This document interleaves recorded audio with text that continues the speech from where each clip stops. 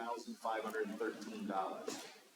Other, $433,723. Capital expenditures, $153,000. Capital projects, 0. General government total, $7,083,713. Estimated education budget K through 8, $10,501,957. Region 19, $4,975,893. Total town budget, $22,561,563. Total estimated revenues, $4,372,565. Less applied fund balance of $241,000. Net amount to be raised by taxation, $17,947,998. Item 2, to set a date not less than 7 nor more than 15 days thereafter for a vote on the annual general government and education budgets by a separate yes/no vote on voting machines. Item 3, to set the town office building as the polling place and to set the hours of the referendum during which votes may be cast, not less than between the hours of 12 o'clock noon and 8 o'clock p.m. and not more than between the hours of 6 o'clock a.m. and 8 o'clock p.m. Item 4, to see if the townspeople, on the recommendation of the Board of Selectmen, will adopt the capital improvement program for the fiscal years 2027 to 2031. By the Willington Board of Selectmen, signed by all 3. Having read the call, I'll entertain a motion for a moderator.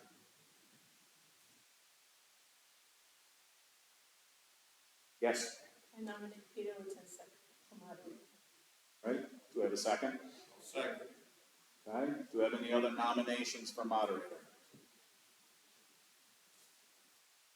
All right, if we want only one, we don't need to vote, right?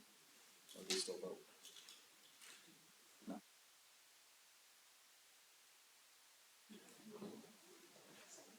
So there was one nomination, so Peter is the moderator.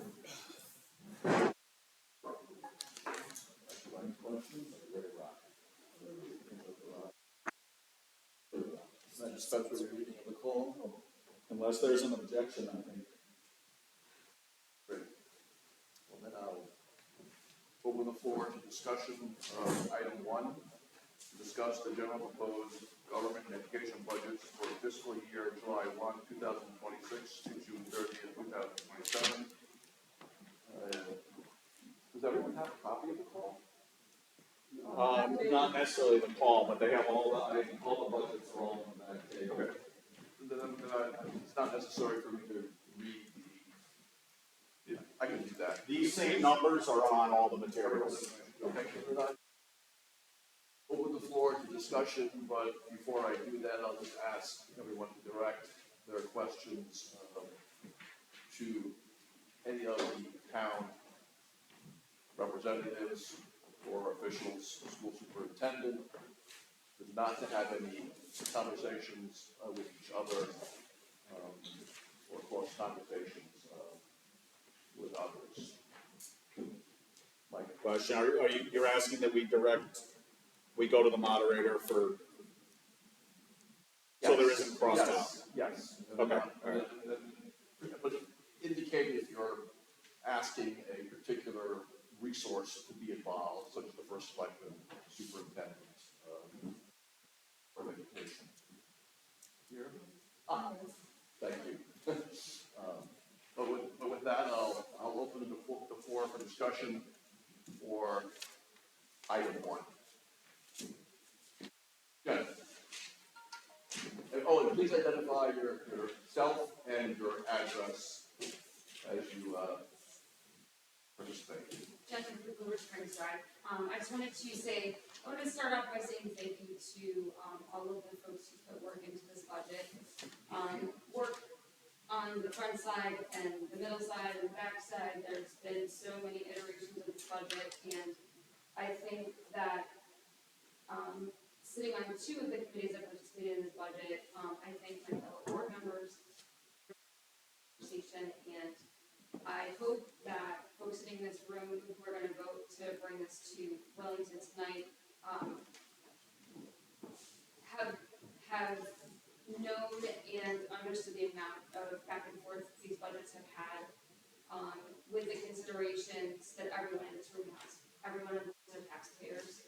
A good proportion of folks who are on the boards have kiddos in school or had kiddos in school.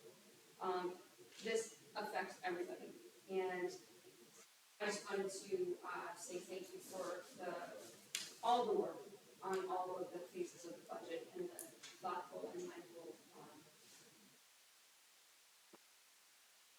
Thank you, Jim. Please speak up because the acoustics in here are difficult, especially for the hearing impaired.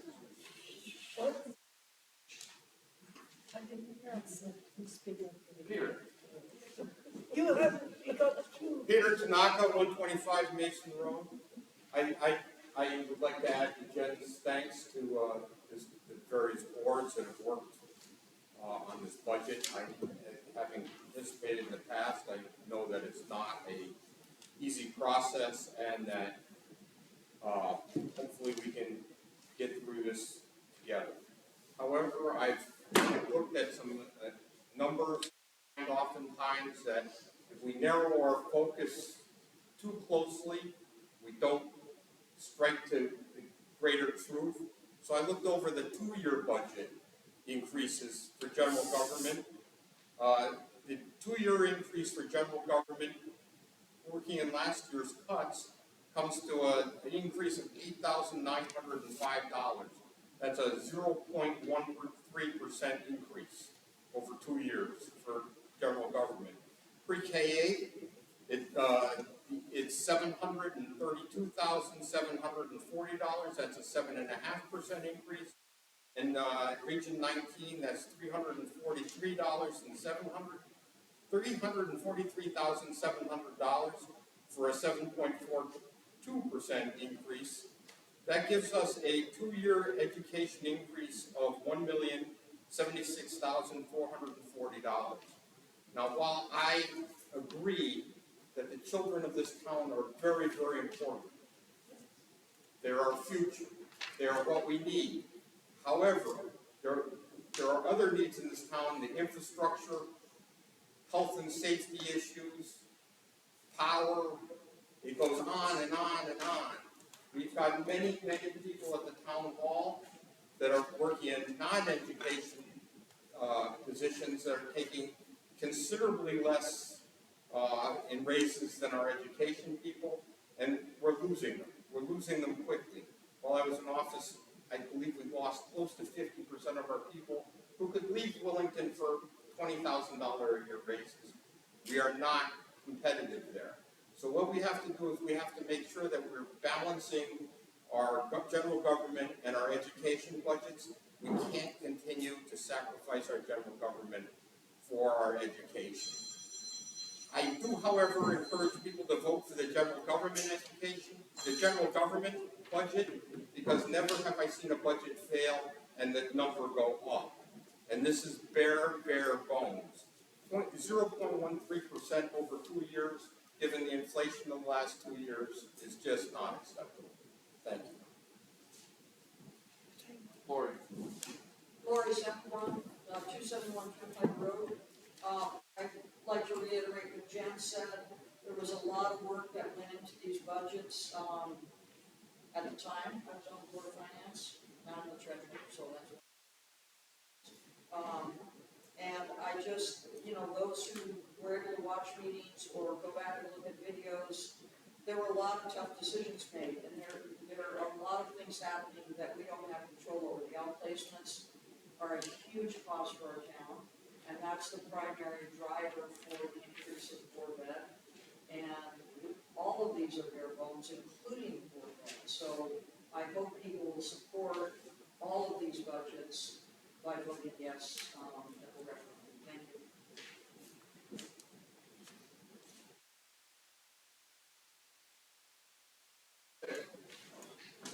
Newtel, Myrtle Road. Some of the points I have here is within this budget last year, concerns concerns with CIP getting beat up. CIP seems to always get beat up. And then we have issues later on maintaining. So, concerned about that. Because at the same time, we're growing our operational costs. And then when it comes to the general budget for the town, they are taking kind of the brunt end, or whatever the saying is, they get beat up on that. While the Board of Education's kind of going unchecked with their increases with a declining student population. Set to go up 7.7, correct me if I'm wrong. I mean, somebody get $2,000 worth of additional income, you know, $385 going towards that. So now they're gonna put that other $1,600 to groceries and other bills. I don't know how you can save off of that $2,000, right? 20% of your budget's just gonna go to the town. You know, we gotta look at the whole picture. Yes, we're talking about this budget, but down the line, the proposals for this new school to come are to the town after all these supposedly reductions. We're looking at 19 million, 21 million, 22 million per the Board of Education's website. That's gonna be a tax increase on top of this tax increase. And then there's talk of the fire department. So, while yes, we're on right now, you have to look at the future. So, thank you.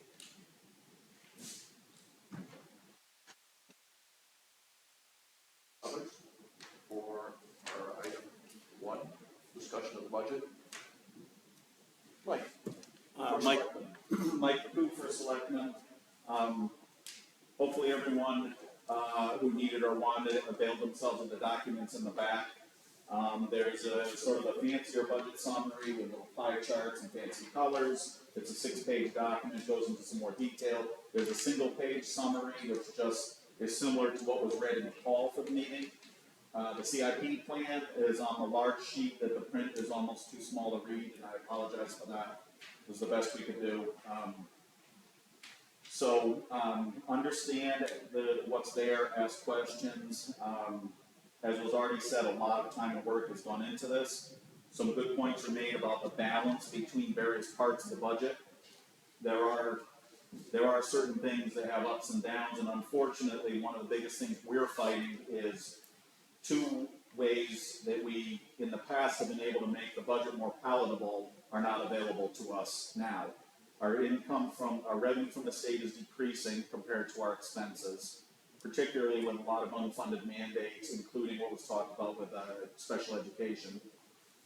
The ECS funding, we've been talking about the educational cost share not only is the formula bad, the state isn't actually paying us the amount that the formula says they're supposed to be paying us. They're shorting us on our ECS payment. If you're watching the news, you know that's being talked about a lot right now. Both sides of the aisle politically are talking about the fact that they realize the towns are really getting ripped off on this. Both sides of the aisle have proposals to increase ECS money. I talked to Jeff Gordon, I think 2 times today, because we're in session right now in Hartford, and there are sort of 3 things going on right now. The Democrats have a proposal, and there's 2 Republican proposals. So all 3 of these different proposals are working their way towards figuring out what's going to pass. The good news is all of these proposals plan to fund education better, which will help us in the future. It doesn't help us this year, of course. They are trying to get some of this funding to be in effect July 1 of this year. So if we're lucky enough that happens, we could actually end up with more revenue in this budget. But we can't put that in here to hand to you to vote on, because we don't know that number yet. We have to vote on what we know. So the other thing, besides educational funding that's hurting us, is there are other fund sources. You've heard me talk a little in meetings already about the casino slot revenue funding.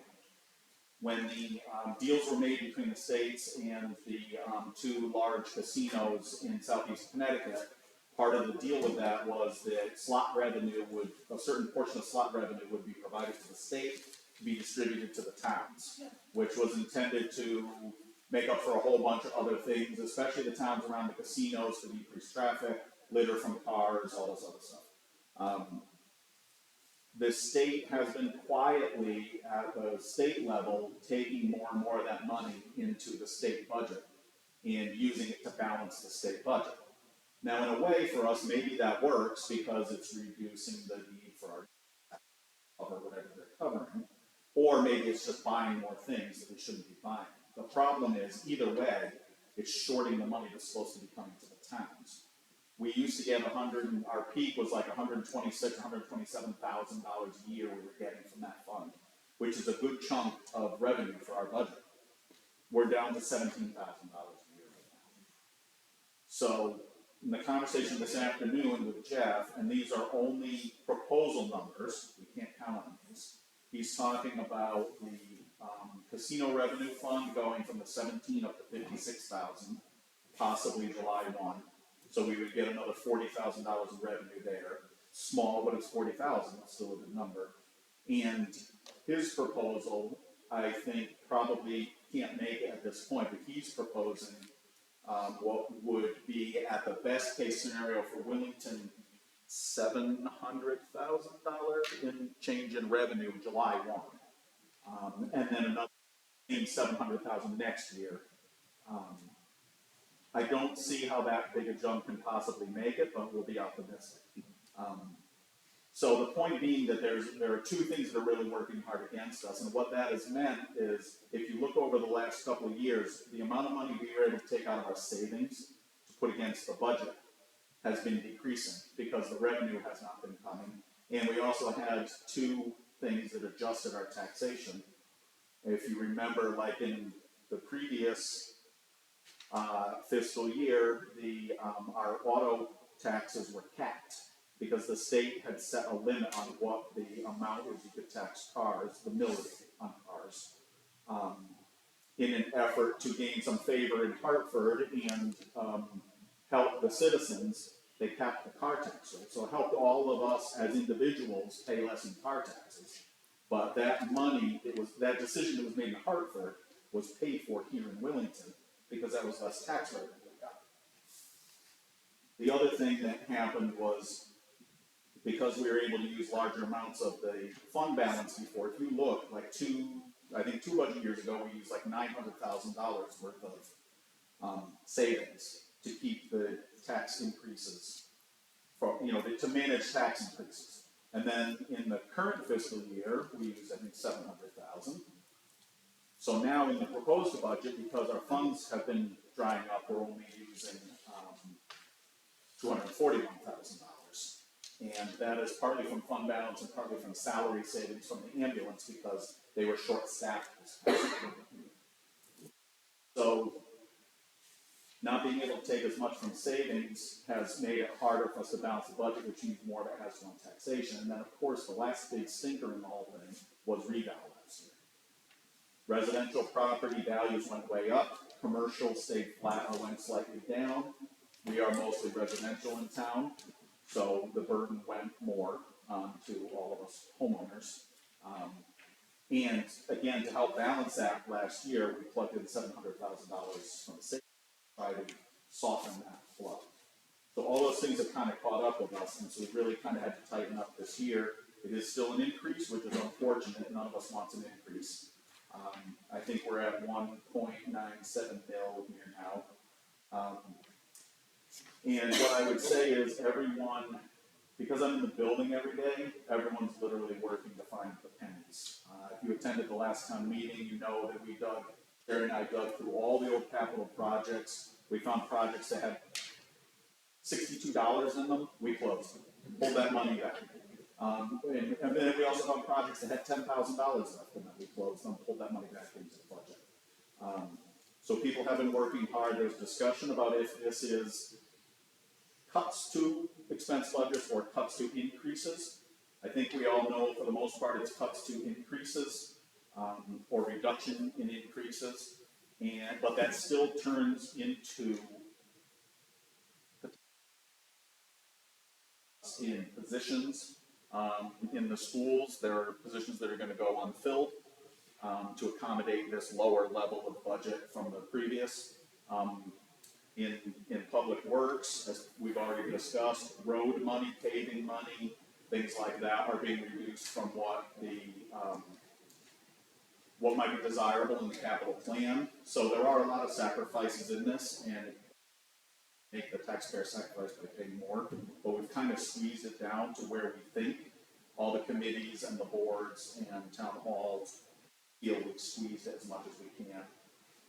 So I hope that's a sort of a good overview of it, and I'll certainly take questions, or I'll sit down and let the next person go.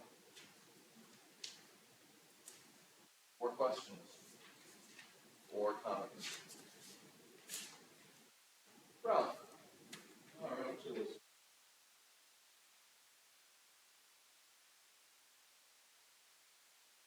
To understand this because I'm in my role as a selectman. Huh? Speak up. Speak up. Okay, I can do that. Thank you. Sorry. Maybe I should come up to the front of the room. The speaker's over there and I can hear you.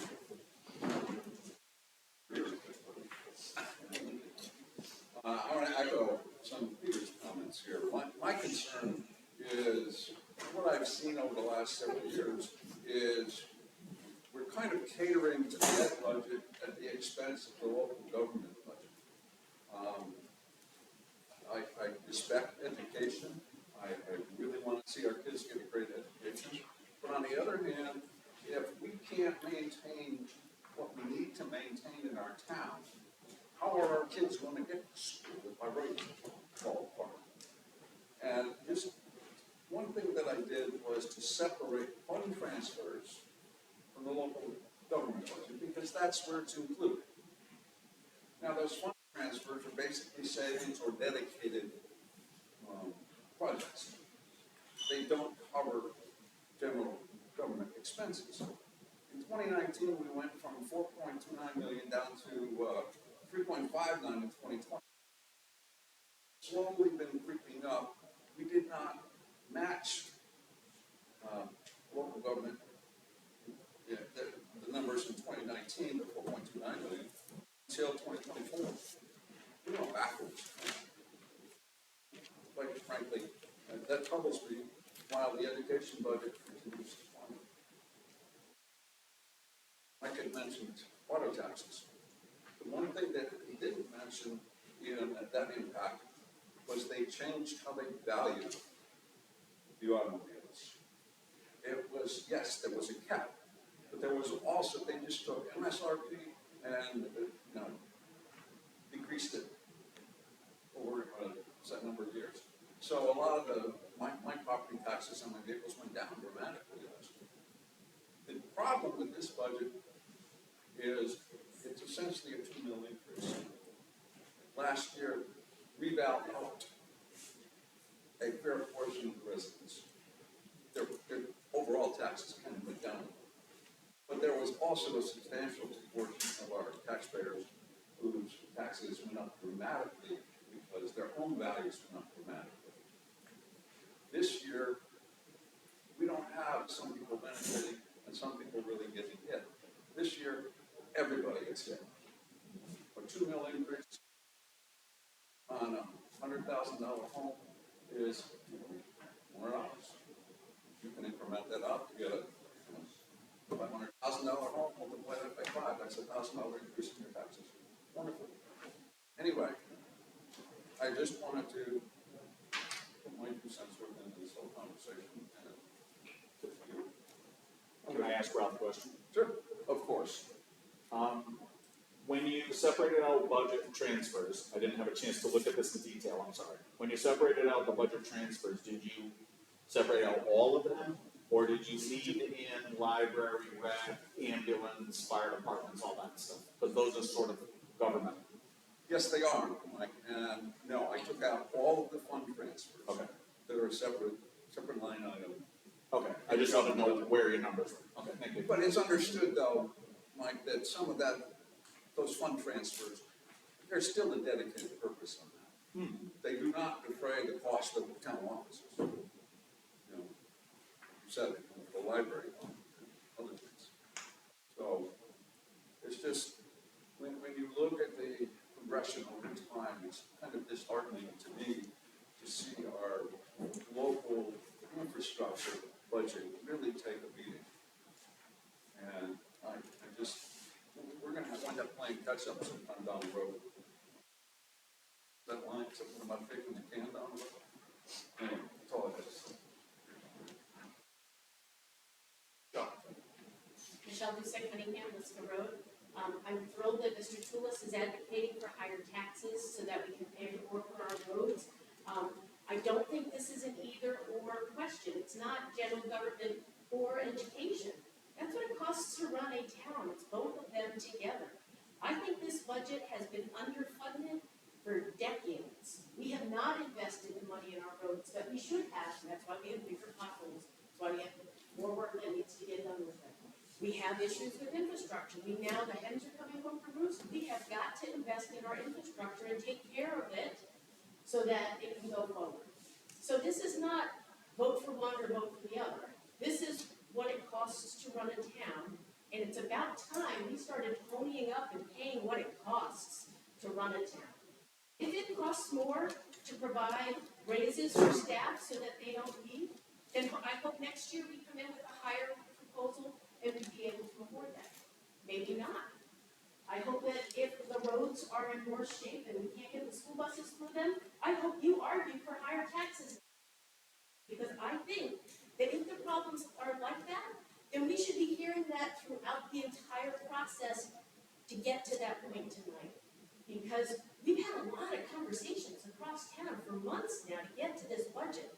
And I really appreciate how many sacrifices people made to get to a budget that's reasonable.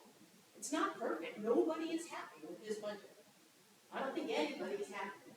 But it's a good compromise. It's a good place to start. But I hope that next year we start from a place of what do we really need to run a town, to have everything that we need, and start from there instead of from some arbitrary number of what people think is fair. Others? Nick? Did I miss someone that hasn't spoken yet? Please. Jim? James? Thanks. Jim Marshall, Fisher Hill Road. I also have the privilege of serving the Capital Improvement Program. Jim, louder. James Marshall, Fisher Hill Road. I also have the privilege of serving as the chair of the Capital Committee. And I will say, I echo many of the sentiments that Michelle just mentioned. As a counterpoint, we should be talking about what we actually need to spend to appropriately fund the government budget, rather than looking at sacrificial reductions that severely impact portions of our community as a whole. The reality is, as Michelle mentioned, we have underfunded the general government budget for a very long time, operationally. I'll also note that as chair of CIP,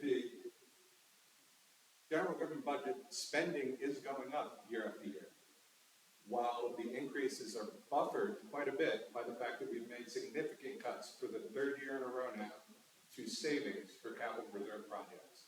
That is offsetting the increase in expenses in the general government budget every year because it's used as a scapegoat.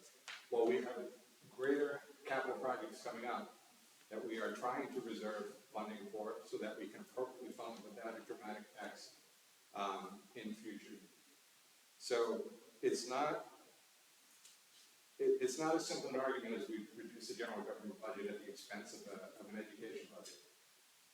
The general government budget spending has gone up year over year over year, probably close to in line with several of the other budgets in town, quite frankly, from a percentage standpoint. We've just offset it by $500,000 over 3 years, $600,000 in capital project transfers or reserve savings transfers. So that's the reality where we're at. We just need to be funding things more appropriately and looking at everything comprehensively. We've got to stop shortchanging ourselves in the future, and if that means a little more year over year to get to the point where we actually can have a preschool meaningful reductions in the later years, that's what we need to do. This budget is tight. Capital reserve again is cut quite a bit,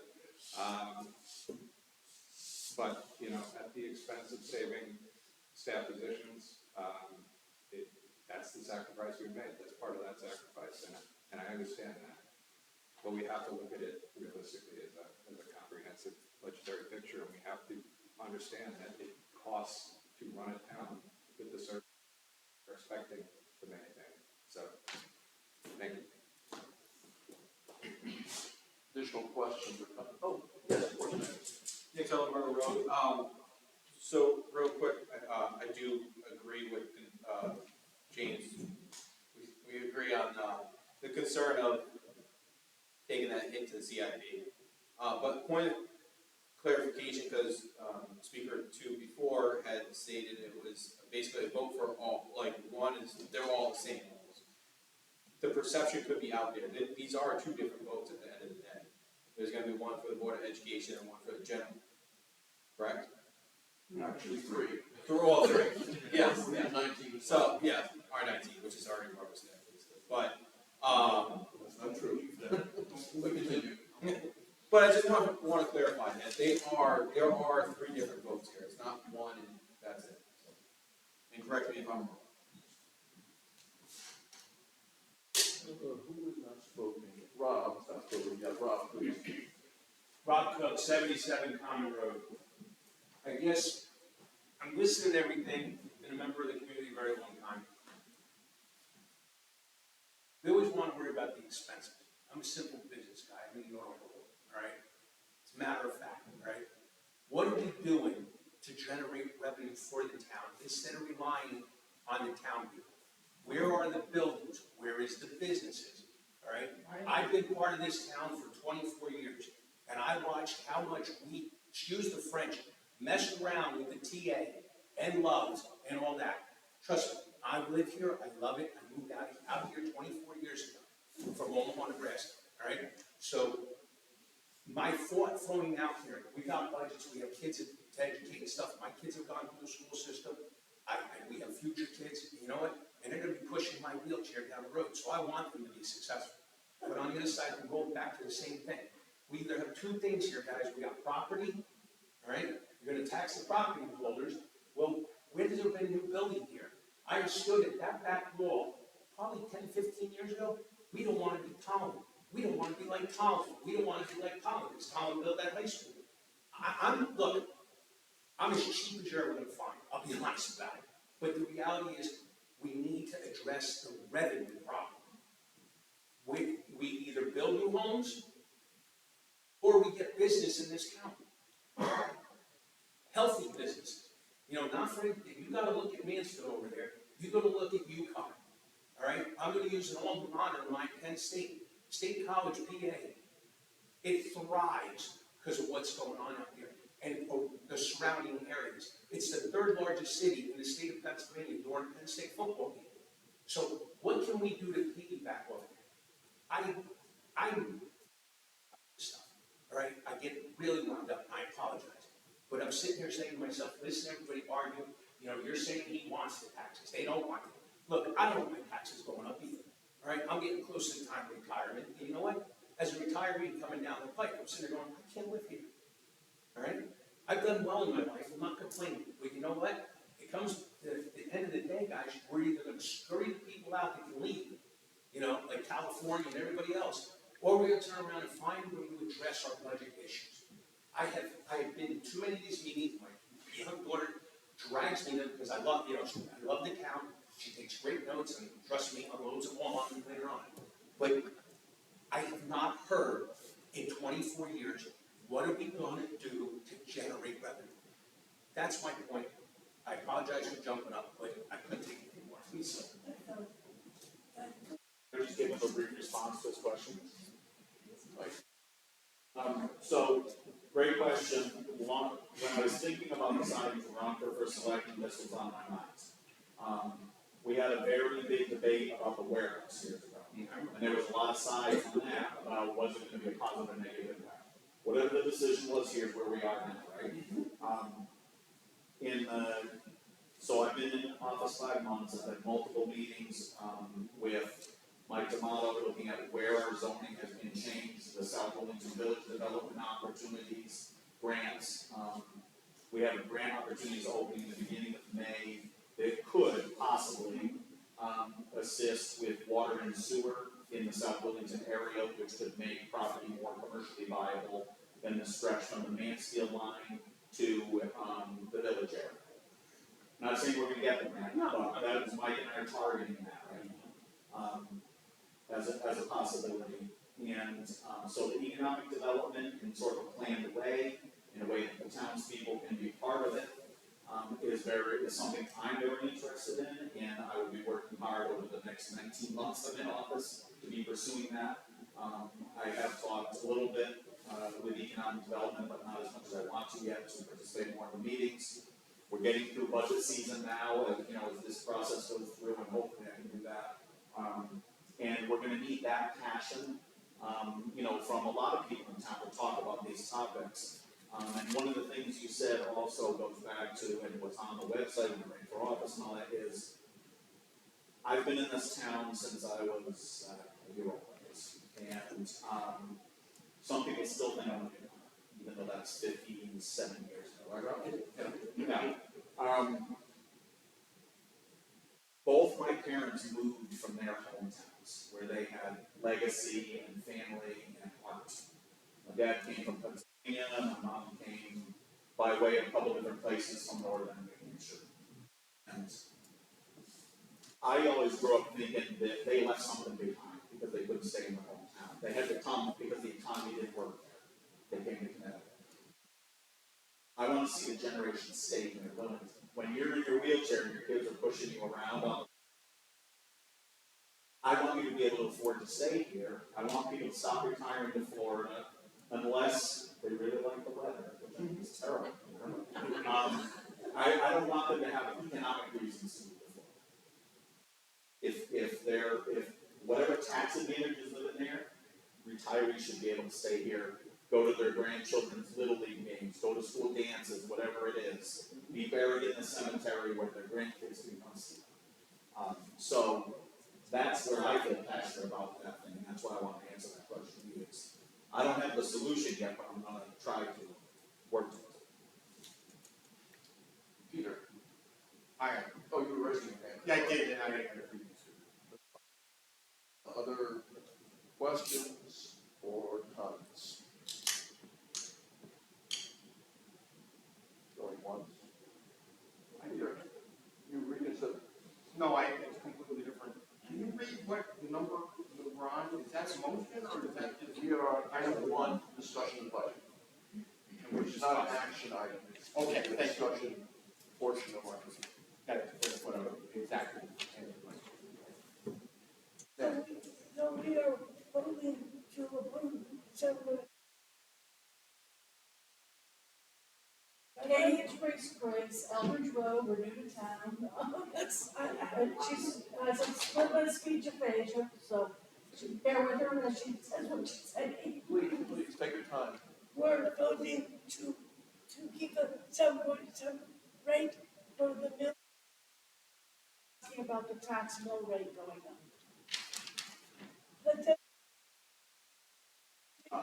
Is it okay if I show her the numbers? Absolutely, and why don't you share that with the audience? Right? Yeah, Let me just clarify what the mill rate increase is in percentage. I think the question is, are we voting on that? No, we're voting to send it to a vote. We are not. Right. So tonight we would send it to referendum. And then in the referendum, which hopefully we're going to schedule for May 5th, will be the actual vote. And if you have the summary sheet, that small summary sheet.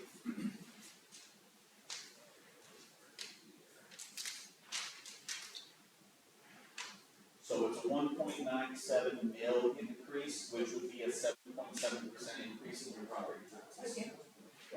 I'm have to be sure that that's what you say that, are we all saying that? You get to choose if you think it's good. I think we'll have very opinions. My sister's name is Katie, we're twins. My name is Teresa. We're in Carol and David Jordan's old house. See, now we know. Okay.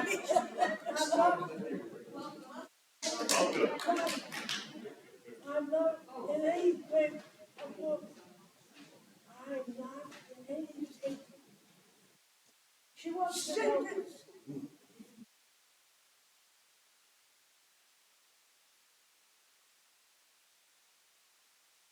Really sharp up there. Yes. Welcome to our town. I have one question. Yes, please. And it Identify had to do yourself. with, I think you pretty much covered it under the business Can you development. just first identify yourself and then Then, speak? um, Identify yourself. First and last name and street. Teresa Grace, Eldridge Road. I pretty much echo what he said.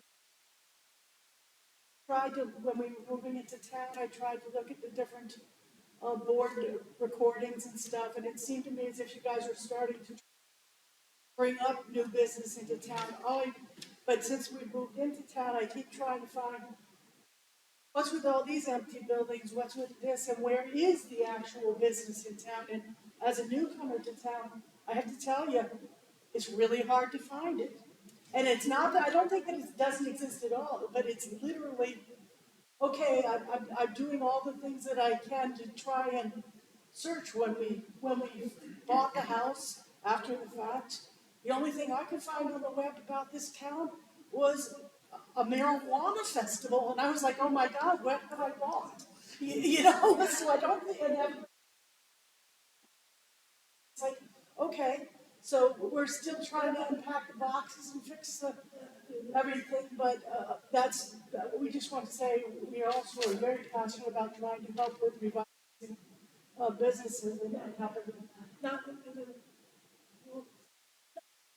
Disney, but you're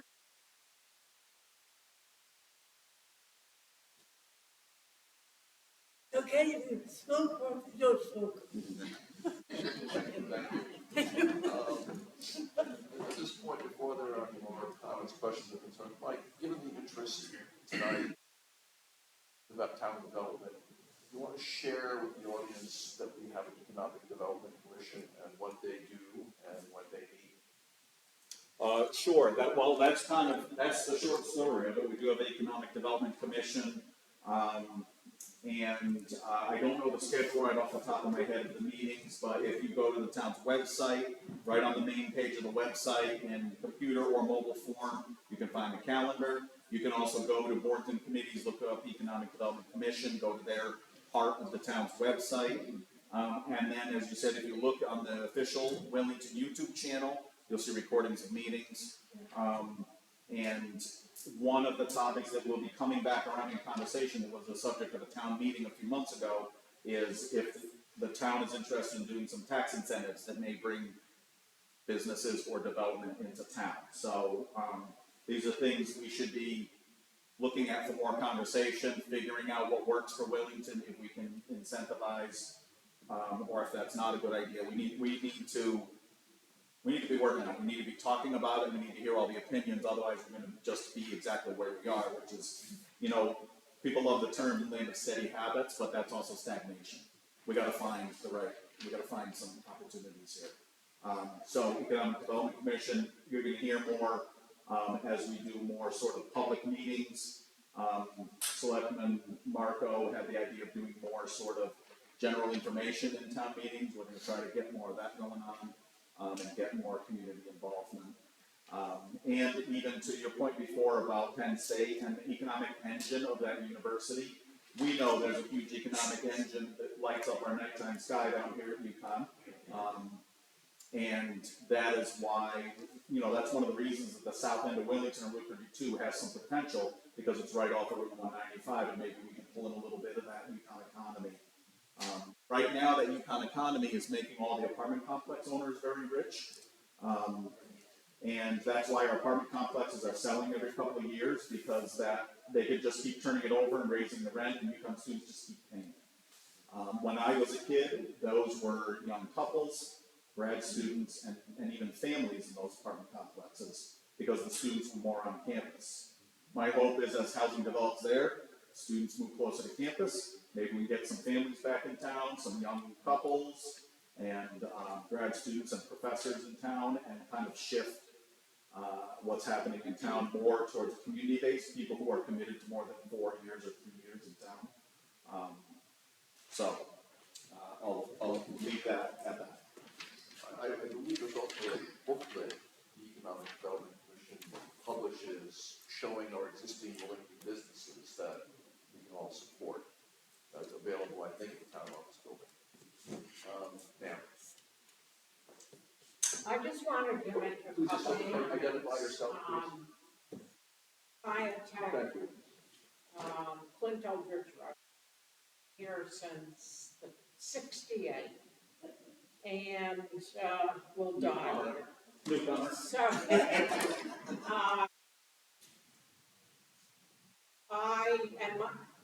my husband and I have given years of our life to this town through Board of Education, many years, and school building committees, served on many, many things. And we're older now.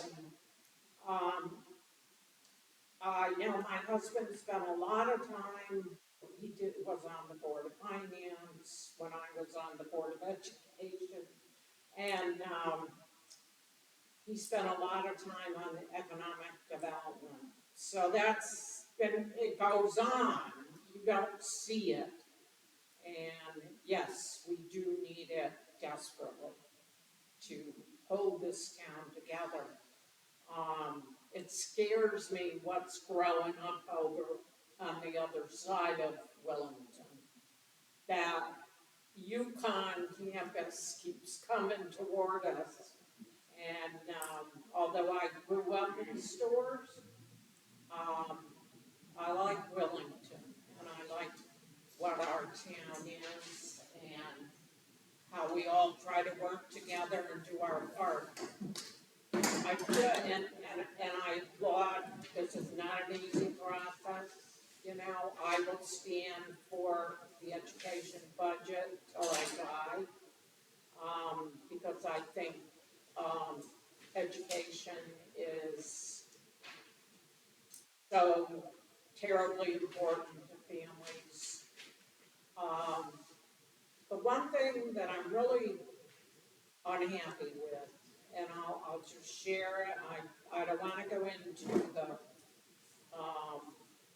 the happenings of the library, but I do serve on the Friends of the Library group, and I've served on the library board twice.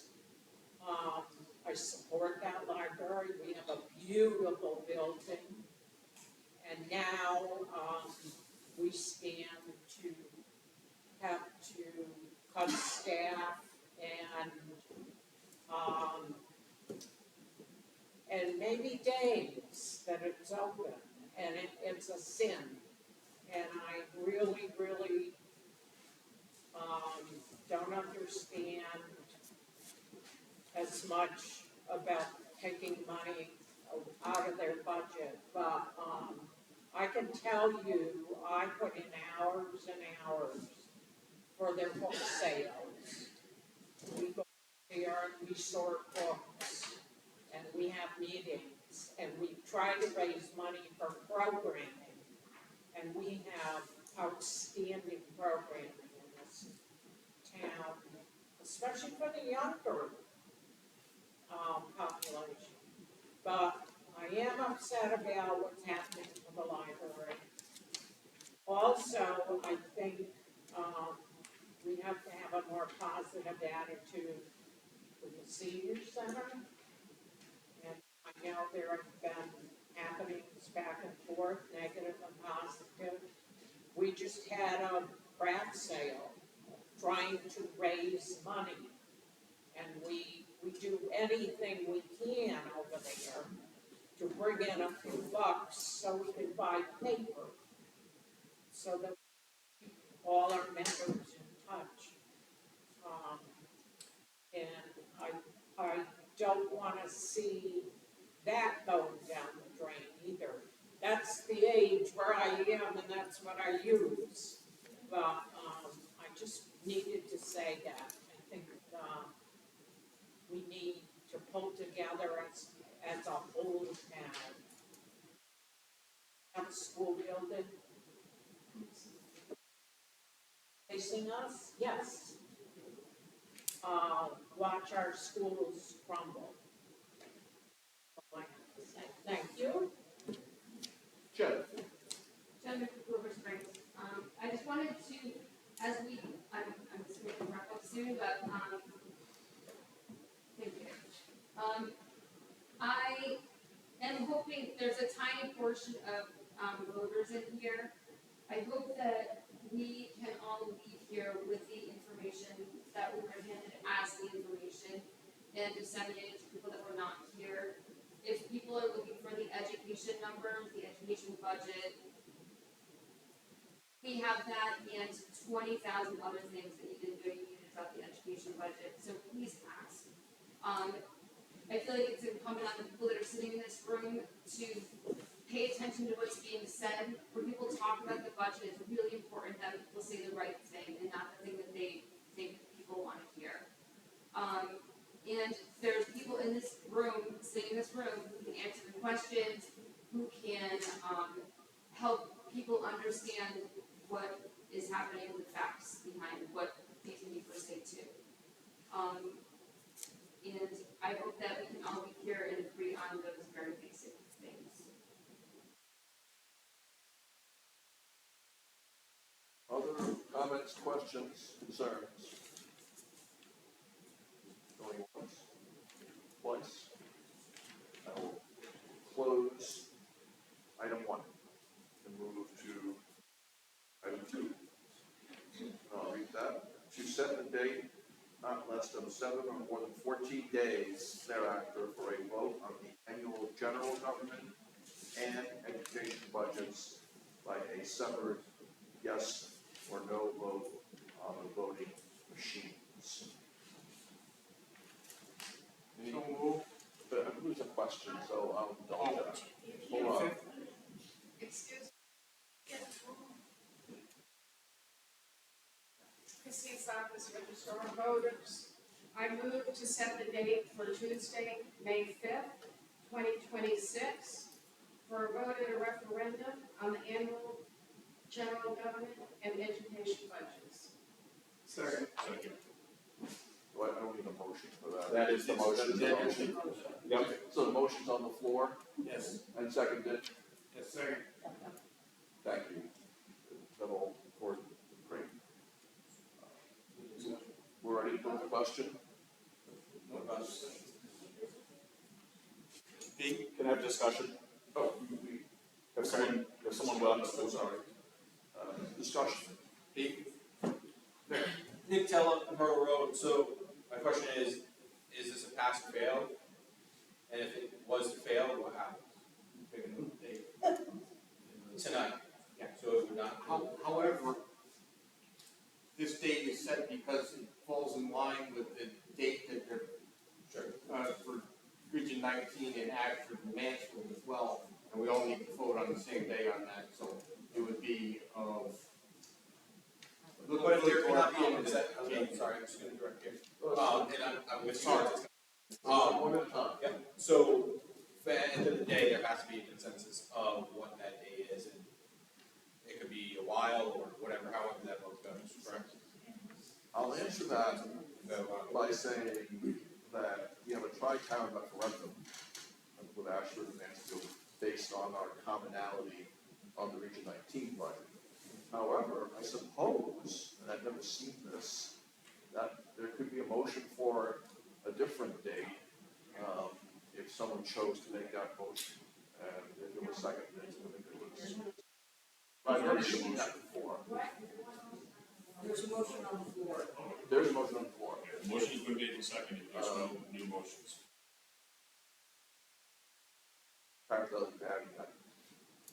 Yes, I would just like to say that technically speaking, the body tonight could say no to this motion.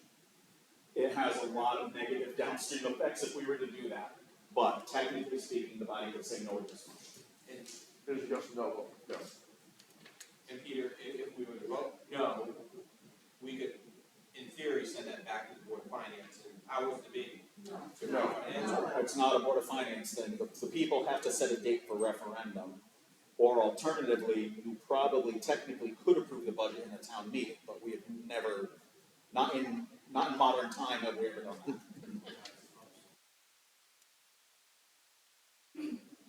It's essentially a scheduling function. It would not return the budget to the Board of Finance. It would. It's a it would cost return factor. us to this town meeting. It's also a cost factor because all the notifications and the absentee ballots that have already been printed, which even though the date wasn't set yet, you have to print the absentee ballots ahead of time to get them in time. So we have to make some assumptions that that date is gonna pass, and so that's where we've ordered the absentee ballots already. Otherwise, we can't have them ready in time to meet the law. Like, there's all these notification requirements, so technically, we can throw that baby out in the bathwater, but it makes a big mess. Further discussion? First, number one, I just want to clarify that if we voted not to go with this date, it's not going to change the budget. This is a town meeting to go to referendum so that people can have their say on whether they want this budget or not. So the setting the date is a formality, and changing that date is just going to be a nightmare for the registrars and everybody else, but it doesn't change what the budget proposal is. So just to clarify that. Hold on, I got to go to Ralph first. Just a curious question, since we're tied in with Ashford and Mansfield and Region 19, we mandated as a town to vote on that budget at the same time Ashford and Mansfield does? Or do we have the liberty to vote at a different time? That's an excellent question, Ralph. I don't know the answer to. I don't know that anyone in this room really has a confused answer. My sense, Mr. First Selectman, is that you would be voting on May 5th on the Region 19 budget, and then coming back to vote on our own budget on a later date set at a later time. I hear voices of better resource in the back of the room who I believe are saying that we are required to vote on Region 19 on May 5th, right? But Regional 19 education, I'm sorry, I'm just flustered by this whole conversation. Region 19 sets the date, May 5th. Yes, so we're voting on Region 19 regardless. And then we centralize that with our own budget referendums for cost and convenience. And it is the right time of year also to be able to print tax bills in time for July. Well, I suppose if the town elected to do something different, that would be possible. Go ahead, Nate, sorry. So, and the reason why I even asked this is because I think, assuming has its own acronym, but, assuming that the town budget passes and the Board of Education failed, we're now pushing this further and costing the town money anyways, whatever way, right? And so, and I'm just throwing this out, I mean, what if R19 and town budget goes to set date and the Board of Education is somehow revisited? I don't know how or what the charter says, I know there's a lot of speculation, but as far as what the actual verbiage says, who knows? Because the Board of Education at the end of the day is up against a wall. And potentially gonna spend more money for potentially a second referendum. Peter. Just last year, we went to 3 referendum. So, and so that would be what would happen again. So what happens is if a budget fails referendum, then it goes back to the Board of Finance to come up with an alternate proposal, and then we go back to referendum. Correct, it's about saving that from even happening, right? No, efficiency. What we're trying to do is get them all at one time and I'm they, going to limit this cross conversation. sorry. And I'm going to organize James, and I'll come back to the gentleman back. Can we move discussion, close discussion with the motion? Second.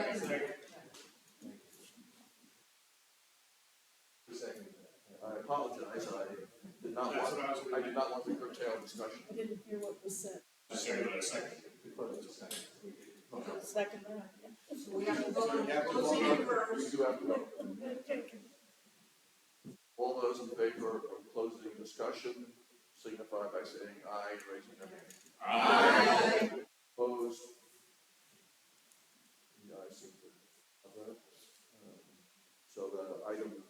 two is completed. No. No, now you have to vote on the motion.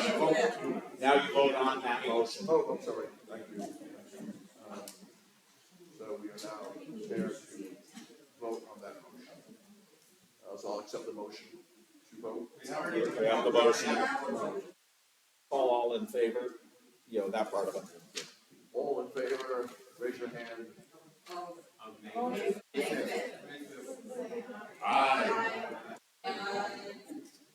Opposed? I think now we can move to the agenda items. Yes. Item 3, I'll read this out loud. To set the town office building as the polling place and to set the hours of the referendum during which votes may be cast not less than between the hours of 12 noon and 8 p.m. and not more than the hour to 8 p.m. Floor is open for discussion. Motion. Lori? I move that the hours, to set the hours for the referendum be between 6 o'clock a.m. and 8 o'clock p.m. Second. At the town office. Oh, at the town office. A little hard to hear, 6 a.m. At the town office. At the town office. I will second that. I need a second. Sorry. Thank you. So now we are at this point of discussion.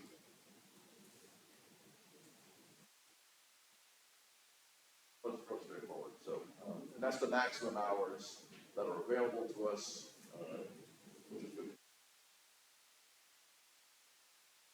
Let me motion. All those in favor? All in favor? Aye. Opposed?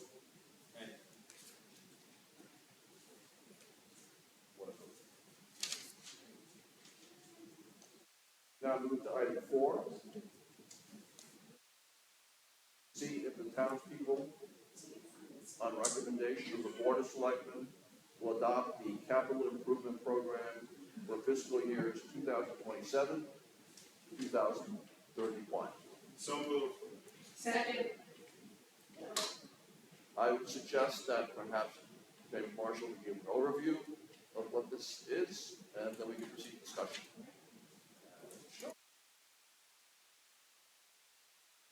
Spoke a little bit of, sorry, James Marshall, Fisher Hill Road. James Marshall, Fisher Hill Road, the chair of the Capital Improvement Program Committee. I spoke a little bit about it earlier. The CIP committee has been working diligently over the past several years to try to increase our savings with many upcoming significant and long overdue capital projects that we have ahead of us. Schools, fire departments, roads, all of the above. This plan represents year over year, working towards accruing a reserve fund that allows us to hopefully offset or reduce future long-term bonded costs or long-term debt. While also trying to accrue and bring about savings from interest as opposed to savings from or expenses financing. This plan does set aside what was a 5-year commitment to build a capital reserve fund for a future school project, which is advancing through the work of another committee currently, and it will come before the town for a vote. But even if a new school project or a consolidated school project doesn't come to pass, there are tens of millions of dollars in school project repairs that will be coming over the next decade or two. So no matter what happens, that reserve fund is going to be still probably be short, but will aid in offsetting future costs. Beyond that, we have very few expenses in this fiscal year, very few project expenses in this fiscal year. The committee worked very hard to kind of offset and defer, knowing that this is a very difficult budget season. And then further project closures occurred. We're at the work with the selectmen's office department to further find savings that can offset this budget. While we are trending in the right direction, this is the third capital improvement. The CIP plan has been reduced year over year. Every time you do that, it just makes the following year harder. So I would encourage everybody to standing the compromise of difficult budget year and the necessity of trying to maintain the staff and services that we have. Those cuts are warranted, but we can't continue to further reduce this. It will only add expense every day. So I recommend everybody support it. We're going to work very hard diligently over what is a very long 4-month process to evaluate these projects, and this is the best solution. So, any questions? I'm happy to answer them. Let me start with Peter. Just a procedural question, Jim. The CIP is part of the first selectmen's budget, correct, which is part of the general government budget? The general government budget, yes. So if this doesn't pass tonight, then what happens to the general government budget's referendum question? Thank you, Mike. I recognize the first one. Thank you, I recognize you as well. Was I clear enough? The items that are in line items in the budget would still be subject of the vote in the referendum. How to spend the capital plan would have to, I guess, go back to discussion. But there are certain portions of the capital plan in year one that are already in other parts of the budget, like the selectmen's budget that we talked about. And many of those items are also baked into department budgets. For example, lease payments on dump trucks, lease payments on ambulances. Those are already committed anyway, and they're already in the operating budgets of those departments. So that's going to be either up or down based on the referendum vote, even if the CIP plan was not approved.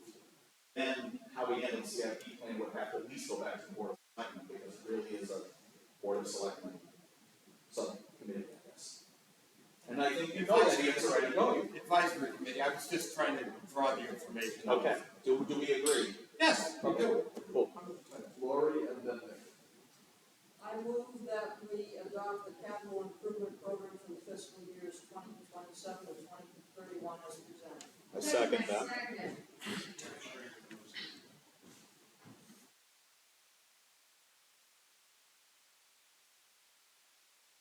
So,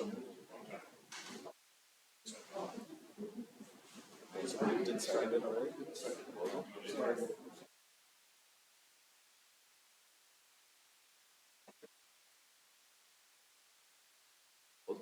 I'm sorry, Nick, go right to Nick Tello, Myrtle Road, so question, maybe through you to either James or Bill. How much have we deferred this last year, and potentially what was deferred even the year before, but we'll stay, if need be, to this last year, and of any cuts to the CIP for following year that you're coming into, what was that to the school? There was mention of deferment of CIP work. your question to James. So my question is, it was mentioned that there was deferred work from CIP from schools. How much money was that? And there's been conversation of there was cuts to CIP. And what areas in CIP were they taken from? Were they taken from the school projects or maintaining them in school? James? I can try to answer that. There are a couple of implications. So the reductions that were made throughout the budget process this year were in part reductions to the capital reserve savings for the school project. I believe there was some reduction in the open space fund savings. And there was also, as a part of that process, several projects were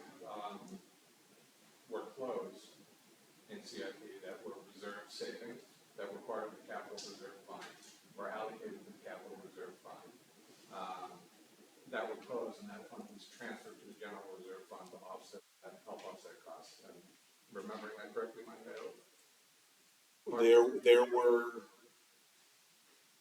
There was $191,000 of previous projects that were funded in earlier budgets that were closed out. That money was all aggregated, put back in the general fund where closed projects typically go.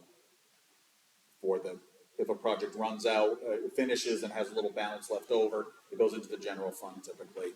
So we swept that, whatever that number was, back. The numbers have changed a lot over the course of the budget season, but there was a significant amount of money swept back into the general fund from closing projects. There were previous old projects that were either done or decided they were not going to get done at this time, or have been moved to grant funding. Other comments, questions about CIP or capital budget? Only once? Twice? I'll accept the motion. We have a motion. You can call for the vote. You can just, no one's discussing. All in favor? Aye. Opposed? That concludes our business this evening. I move that we adjourn. Second. What? Hang on. Excuse me, one word. We're not closing this meeting. We are now moving to referendum Tuesday, May 5th. I hope to see everybody there. We're good. So we just hit the gavel and walk out. Okay. We adjourn to referendum.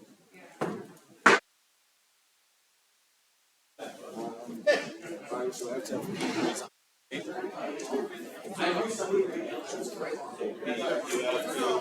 Resign itself from being.